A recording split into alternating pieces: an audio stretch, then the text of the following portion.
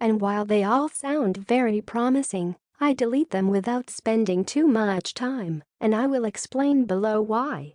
Guest posting is a good way to promote your work on other websites and gain recognition, traffic and exposure. Unfortunately, like other good things on the web, it is overabused by spammers and SEO consultants, and it is used solely for link building purposes. I have a clear view about guest posting, and I had to learn the hard way that guest posting is not only for links, but there are many more benefits from having your work published on other trusted websites. To save you time and effort, and to answer to a comment from Pratt in this post, I will explain below the basic concepts behind guest posting, advantages, disadvantages, criteria for guest blogging on your blog, and what to do before publishing a guest post, and also provide an answer as to whether you should accept guest posts on your blog or not. What are the characteristics of a good guest post? By a good guest post we mean content that you can safely publish on your blog if you choose to do so. Such a post should satisfy the criteria below. It is related to the content already published on the hosting website. It is unique both in title, text and meaning. It is written by a Google-verified author. It is written by an expert in the particular field. It is written specifically and will only be published on the particular website. It includes detail and accurate information. It does not include keyword and text links. All links in the article carry the no-follow tag. Advantages of accepting guest posts on your blog. Are there any advantages for you as a publisher from hosting a guest post on your blog? Provided that the post meets all the above guidelines, by accepting guest posts you can benefit from the following advantages: a different voice, opinion or a different view about a subject. It's a good opportunity to present a different opinion about your niche or introduce something new to your readers that you cannot cover yourself. Free content for your blog. Although I don't like this term, if it is a good post, then it's free content for your blog.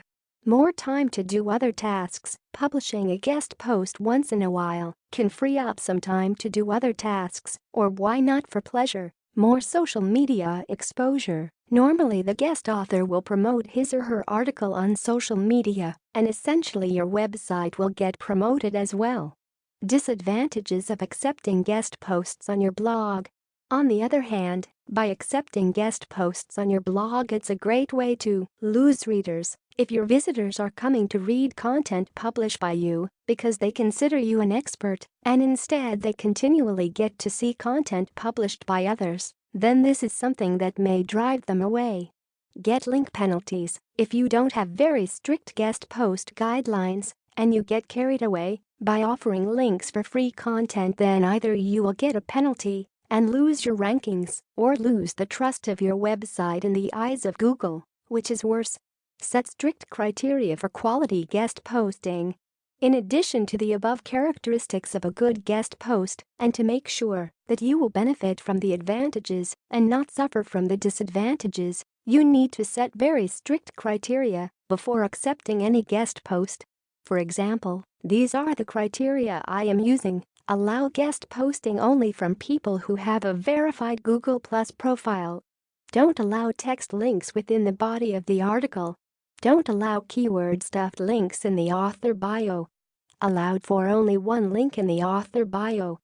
Guest posts should be over 1,500 words. Post length does count for SEO. Allow guest posts from authors who have strong social media profiles, at least on Google+, Facebook and Twitter. You may be thinking that with all the above criteria, no one will be willing to contribute a post.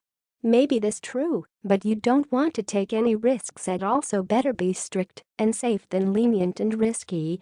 What to do before publishing a guest post. Assuming all the above conditions are met and you decided to accept a guest post, you need to do the following before publishing it. Check for uniqueness. Use a plagiarism detection tool. I use Copyscape Pro to ensure that the content is 100% unique.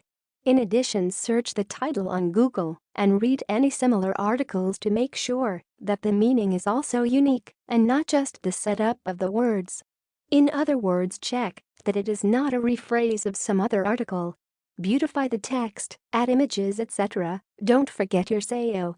Before publishing any piece of text, you need to add correct headings, both H1 and H2. Make small paragraphs, add relevant images with alt text, add a unique description, etc. Do some internal linking. Internal linking is good for SEO, so try to add a couple of links to your existing articles. Read SEO Tips for Beginners. Tip 4. For more information on best internal linking practices. Bind post with the author's Google Plus profile. Don't forget to bind the author bio at the end of the article with the Google Plus profile of the author. Also ask the author to add your website to the contributor to section of his/hers Google Plus profile. Use the Rich Snippets tool to make sure that everything is working okay. Don't call it a guest post. You don't have to call it a guest post. There is no reason to do that. Even if you do, is not the end of the world, but since you already have the author bio at the end of the post, you don't need to add any extra unnecessary information and get the search engines confused without any valid reason.